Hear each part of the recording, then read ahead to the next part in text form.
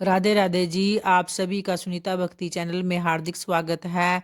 भगवान श्री कृष्ण की कृपा आप सभी पर बनी रहे। तो आइए दोस्तों, आगे की कथा को प्रारंभ करते हैं, जो माघ मास के 12वें अध्याय से ली गई है।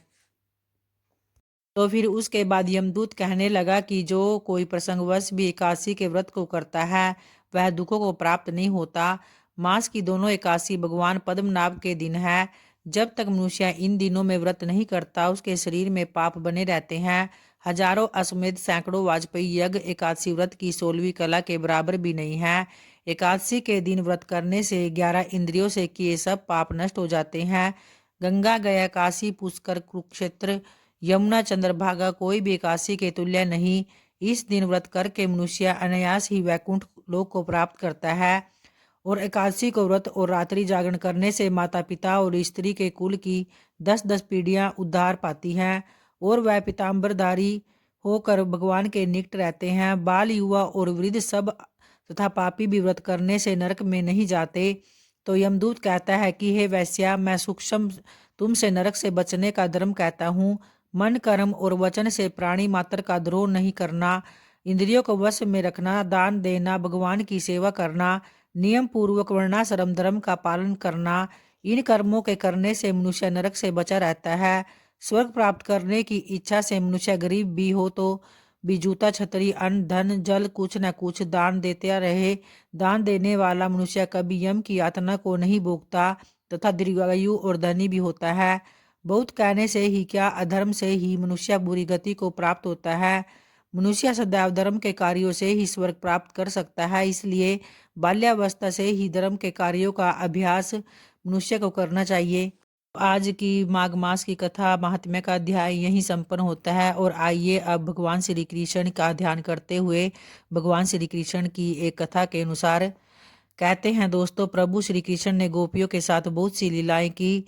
श्री कृष्ण गोपियों की मटकी फोड़ते थे और माखन चुराते थे, और गोपियां श्री कृष्ण का उलाना लेकर यशोदा मैया के पास जाती थी। तो ऐसा बहुत बार हुआ। उनकी एक कथा के अनुसार, जैसे कि एक बार की बात है, यशोदा मैया प्रभु श्री कृष्ण के उलानों से तंग आ चुकी थी और छड़ी लेकर श्री कृष्ण की ओर दौड़ी। जब प्रभु ने अपनी मैया को क्रोध में देखा तो वह अपना बचाव करने के लिए भागने लगे। भागते भागते श्री कृष्ण एक कुमार के पास पहुंचे। तो कुमार तो अपने मिट्टी के घड़े बनाने में व्यस्त था। लेकिन जैसे ही कुमार ने श्री कृष्ण को देखा तो वह बहुत प्रसन्न हुआ। कुमार जानता था कि श्री कृष्ण साथ परमेश्वर है। तब प्रभु ने कुमार से कहा कि कुमार जी, आज मेरी मैया मुझ पर बहुत क्रोधित है। मैया छड़ी लेकर मेरे पीछे आ रही है। भैया मुझे कहीं छुपा लो। तो तब कुमार ने श्री कृष्ण को एक बड़े मटके के नीचे छिपा दिया। कुछ ही क्षणों में मैया यशोदा भी वहां आ गई और कुमार से पूछने लगी, क्यों रे कुमार, तूने मेरे कान्हा को कहीं देखा है क्या? तो इसके बाद कुमार ने कह दिया कि नहीं मैया, मैंने कन्हैया को कहीं नहीं देखा। तो श्री कृष्ण यह सब बातें घड़े के नीचे छुप कर सुन रहे थे। मैया तो वहां से चली गई। अब प्रभु श्री कृष्ण कुमार से कहते हैं, कुमार जी, यदि मैया चली गई हो तो मुझे इस घड़े से बाहर निकालो। तो इस पर कुमार बोला, ऐसे नहीं प्रभु जी, पहले मुझे 84 लाख योनियों के बंधन से मुक्त कराने का वचन दो। तो भगवान मुस्कुराए और कहा, ठीक है, मैं तुम्हें 84 लाख योनियों से मुक्त करने का वचन देता हूँ। अब तो मुझे बाहर निकाल लो। फिर उसके बाद कुमार कहने लगा, मुझे अकेले नहीं प्रभु जी, मेरे पूरे परिवार के सभी लोगों को भी 84 लाख योनियों के बंधन से मुक्त करने का वचन दोगे तो मैं आपको इस गड्ढे से बाहर निकालूंगा। तो इस पर प्रभु जी कहते हैं, चलो ठीक है, उनको भी 84 लाख योनियों के बंधन से मुक्त होने का मैं वचन देता हूँ। अब तो मुझे घड़े से बाहर निकाल दो। अब कुमार कहता है, बस प्रभु जी, एक विनती और है, उसे भी पूरा करने का वचन दे दो तो मैं आपको घड़े से बाहर निकाल दूंगा। तो भगवान बोले, वो भी बता दे क्या कहना चाहते हो। कुमार कहने लगा, प्रभु जी, जिस घड़े के नीचे आप छुपे हो उसकी मिट्टी मेरे बैलों के ऊपर लाद के लाई गई है। मेरे इन बैलों को भी 84 के बंधन से मुक्त करने का वचन दे दो। भगवान ने कुमार के प्रेम पर प्रसन्न होकर उन बैलों को भी 84 के बंधन से मुक्त होने का वचन दे दिया। प्रभु बोले, अब तो तुम्हारी सब इच्छा पूरी हो गई। अब तो मुझे इस घड़े से बाहर निकाल दो। तब कुमार कहता है, अभी नहीं भगवान, बस एक अंतिम इच्छा और है उसे भी पूरा कर दीजिए। और वह यह है कि जो भी प्राणी हम दोनों के बीच का इस संवाद को सुनेगा उसे भी आप 84 लाख योनियों के बंधन से मुक्त करोगे। तो बस यह वचन दे दो तो मैं आपको इस गड्ढे से बाहर निकाल दूंगा। कुमार की प्रेम भरी बातों को सुनकर प्रभु जी श्री कृष्ण बहुत खुश हुए और कुमार की इस इच्छा को भी पूरा करने का वचन दिया। फिर कुमार ने बाल श्री कृष्ण को घड़े से बाहर निकाल दिया, उनके चरणों में साष्टांग प्रणाम किया, प्रभु जी के चरण धोए और चरणामृत लिया, अपनी पूरी झोपड़ी में चरणामृत का छिड़काव किया और प्रभु जी के गले लगकर इतना रोए कि प्रभु में ही विलीन हो गए। इस तरह से देखियो भक्तों, जो भी बाल श्री कृष्ण 7 कोस लंबे चौड़े गोवर्धन पर्वत को एक अपनी इकनी उंगली पर उठा सकते हैं, तो क्या वे एक घड़ा भी नहीं उठा सकते। लेकिन बिना प्रेम रिझे नहीं नटवर नंद किशोर, कोई कितने भी यज्ञ करे, अनुष्ठान करे, कितना भी दान करे, चाहे कितनी भी भक्ति करे, लेकिन जब तक मन में प्राणी मात्र के लिए प्रेम नहीं होगा तो प्रभु श्री कृष्ण नहीं मिल सकते। तो प्रेम से बोलिए भक्तों भगवान श्री कृष्ण की जय। और आइए भक्तों अब भगवान श्री कृष्ण की आरती का श्रवण करते हैं।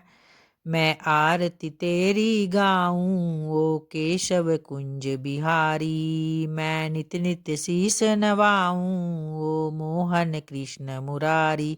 है तेरी छवि अनोखी ऐसी ना दूजी देखी, तुझ सा ना सुंदर कोई ओ मोर मुकुटधारी। मैं आरती तेरी गाऊं ओ केशव कुंज बिहारी, माखन की मटकी फोड़ी गोकुल संग अखियां जोड़ी, ओ नटखट रसिया तुझ पे जाऊं मैं तो बलिहारी। मैं आरती तेरी गाऊं ओ केशव कुंज बिहारी, उंगली पर गिरी उठाया सारे गोकुल को बचाया, जय जय जय हो तेरी जय हो गिरिराज दरण गिरिधारी। मैं आरती तेरी गाऊं ओ केशव कुंज बिहारी, मैं नित नित शीस नवाऊं ओ केशव कुंज बिहारी। जब जब तू बंसी बजाए सब अपनी सुध खो जाए, जब जब तू बंसी बजाए सब अपनी सुध खो जाए, तू सबका सब तेरे प्रेमी ओ कृष्ण प्रेम अवतारी। मैं आरती तेरी गाऊं ओ केशव कुंज बिहारी, जो आए शरण तिहारी विपदा मिट जाए सारी, हम सब पर कृपा रखना ओ जगत के पालनहारी। मैं आरती तेरी गाऊं ओ केशव कुंज बिहारी, राधा संग प्रीत लगाई और प्रीत की रीत चलाई, तुम राधा रानी के प्रेमी जय राधे रास बिहारी। मैं आरती तेरी गाऊं ओ केशव कुंज बिहारी, मैं नित नित शीस नवाऊं ओ मोहन कृष्ण मुरारी। जय श्री कृष्णा, जय श्री कृष्णा। तो उम्मीद करती हूँ भक्तों आप सबको यह वीडियो और कथाएं जरूर पसंद आती होगी। अगर आती हैं तो वीडियो को लाइक और जो चैनल पे पहली बार आए हैं चैनल को सब्सक्राइब करना न भूले। धन्यवाद दोस्तों।